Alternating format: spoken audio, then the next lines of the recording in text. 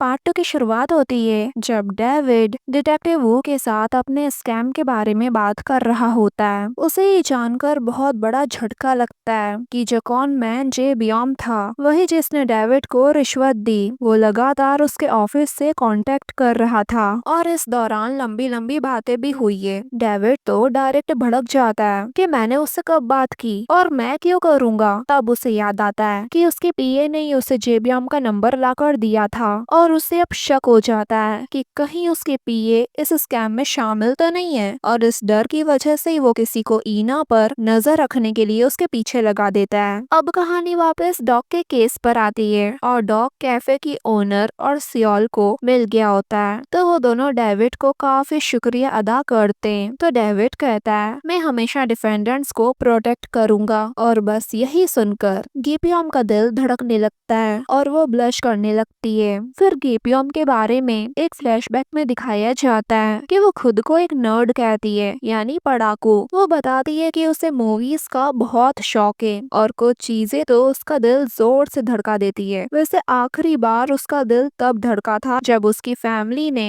एक court case जीता था और उसी दिन से उसने अपना फ्यूचर डिसाइड कर लिया था कि वो लॉयर बनेगी। वैसे डेविड की बातों से गिपियम का दिल धड़का तो था, पर बस एक पल के लिए, क्योंकि प्रेजेंट में आते ही उसे रियलिटी चेक जो मिल जाता है, क्योंकि डेविड फिर से अपनी अकड़ वाली पर्सनैलिटी दिखा देता है। उसका कहना होता है कि उन्हें ये छोटे मोटे केसेस नहीं लेने चाहिए बल्कि अमीर कंपनी के केसेस लेने चाहिए ताकि वो लोग थोड़ा पैसा तो कमाएं। अब इस बात को लेके डेविड का नानहुई और गिपियम के साथ झगड़ा हो जाता है, क्योंकि उन्हें लगता है कि डेविड बहुत सेल्फिश है, जबकि डेविड सोचता है कि गिपियम बड़े लाड प्यार से पली बड़ी है और अमीर लड़की है जिसे जिंदगी का असली दर्द कभी समझ ही नहीं आया। अब गिपियम भी डिसाइड करती है कि वो डेविड को दिखाएगी कि टीम एक्चुअली कैसे काम करती है, इसलिए वो पूरी प्रो बोनो टीम का प्रमोशन करने के लिए उन्हें किसी फेस्टिवल में ले जाती है, लेकिन लोग तो उन्हें भाव ही नहीं दे रहे होते।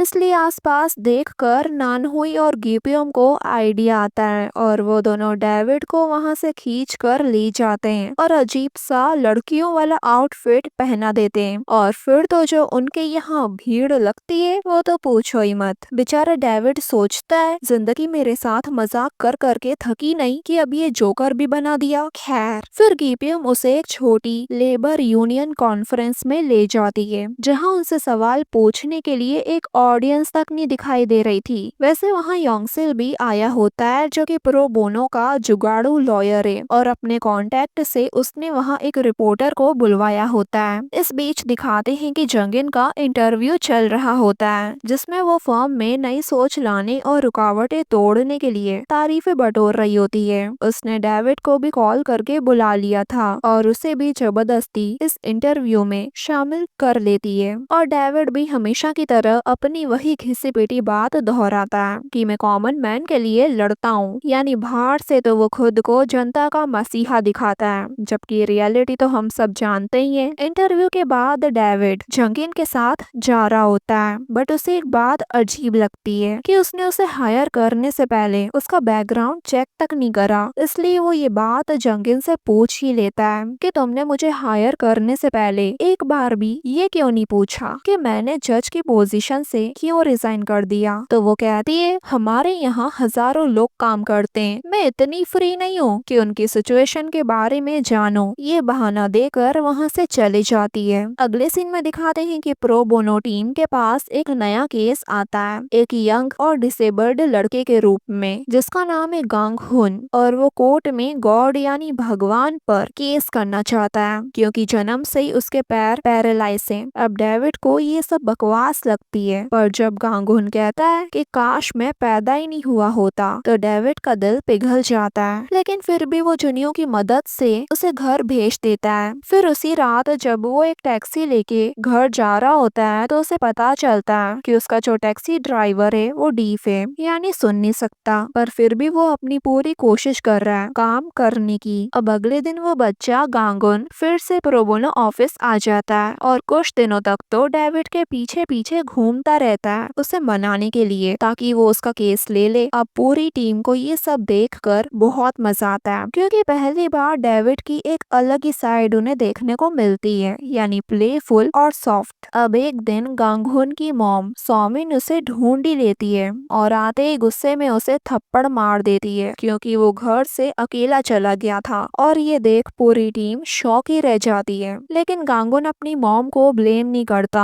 क्योंकि उसे पता है कि सौमिन डिप्रेशन में रहती है और वो खुद एक अनाथ टीनेजर थी जब गांगुन पैदा हुआ था। फिर प्रोबोनो टीम डिनर करने आ जाती है जहाँ ये डिस्कशन होने लगता है कि उन्हें गांगुन का केस लेना चाहिए या नहीं। डेविड तो ऑब्वियसली मना करता है और जुनियो काफी एम्बिशियस है इसलिए वो भी डेविड का साइड ही लेता है। लेकिन बाकी टीम चाहती है कि वो ये केस लें और इस चक्कर में एक बार फिर डेविड और गिपियो में बहस हो जाती है और डेविड गुस्से में उसे ये तक कह देता है कि तुम एक प्रिंसेस की तरह बड़ी हुई हो इसलिए तुम्हें नहीं पता कि असली स्ट्रगल क्या होता है। इसलिए उस बच्चे को एक झूठी उम्मीद मत दो क्योंकि हम ये केस जीत ही नहीं सकते और कुछ अच्छा ही करना चाहती हो तो इससे अच्छा चैरिटी कर लो। और ये सुनाकर वहाँ से चले जाता है क्योंकि उसे लगता है कि गिपियोम अच्छा होने का दिखावा कर रही है और उसकी बात एक गिपियोम के दिल पर लगती है। तभी एक फ्लैशबैक में दिखाते हैं कि गिपियोम के पुराने कलीग भी उसके बारे में यही सोचते थे। इस वजह से ही उसने पुराना डिवीजन छोड़कर प्रोबोनो टीम को ज्वाइन किया है।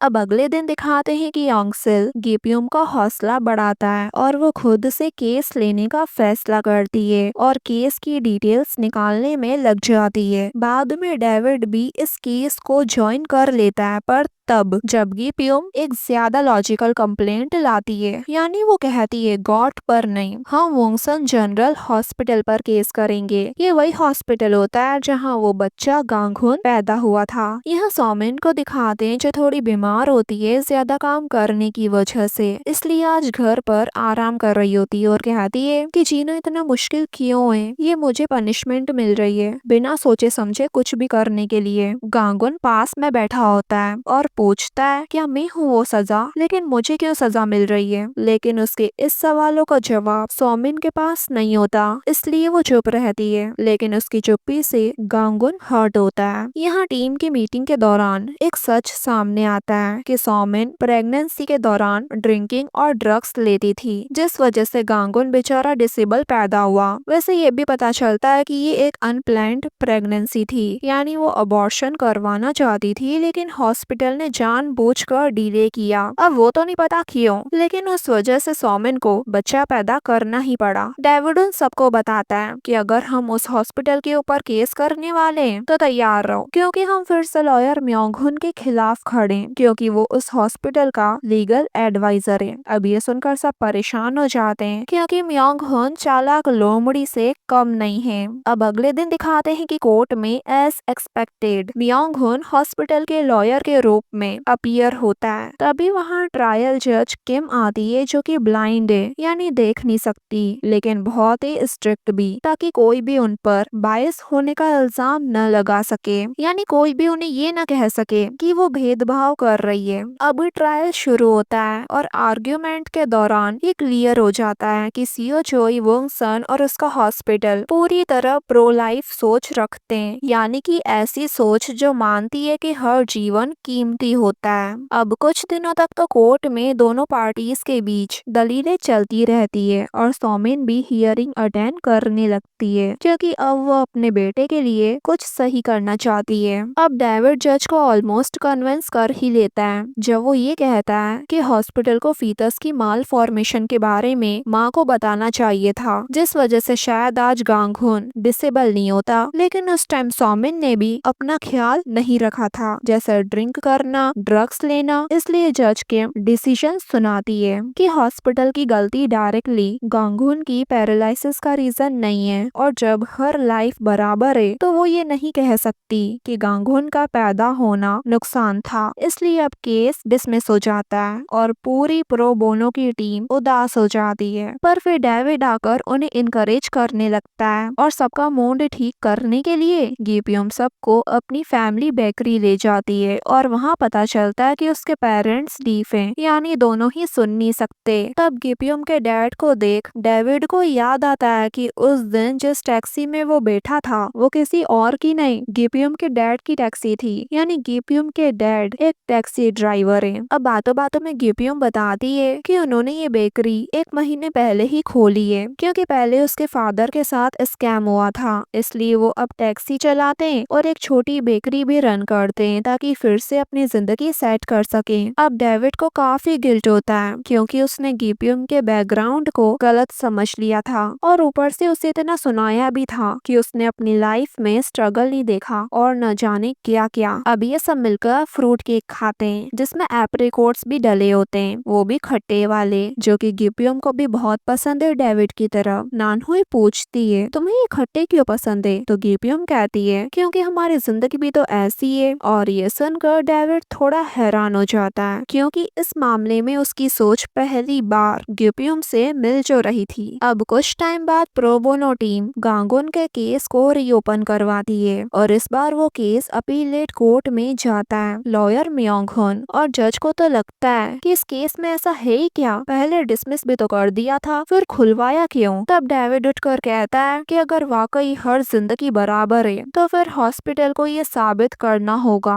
कि उनका हॉस्पिटल भी हर इंसान को इक्वली ट्रीट करता है, यानी हर एक पेशेंट को बराबरी से इलाज देता है बिना किसी फर्क के। और फिर वो अनाउंस करता है कि मैं सीईओ चोई वोंग सन पर केस करना चाहता हूँ, यानी हॉस्पिटल के सीईओ पर, जबकि पूरी टीम ये सोचती है कि ये क्या गड़बड़ कर रहा है। तभी एक फ्लैशबैक में दिखाते जहाँ पर गिपियम के फादर का खुद का केस चल रहा होता है और जज डिक्लेयर करता है कि वो अपने डेब्ट से फ्री हैं क्योंकि वो एक स्कैम का शिकार हुए थे। और ट्विस्ट तब आता है जब दिखाया जाता है कि जज और कोई नहीं डेविड है, वही जज जिसकी वजह से गिपियम ने लॉयर बनने का डिसाइड किया था। गिपियम के फादर वर्डिक्ट सुन नहीं पाते, यानी जो डेविड ने फैसला सुनाया था वो, तो डेविड उन्हें साइन लैंग्वेज में समझाने की कोशिश करता है और बताता है कि आप ये केस जीत गए। और इसी मोमेंट पर ये पार्ट पूरा होता है गाइस।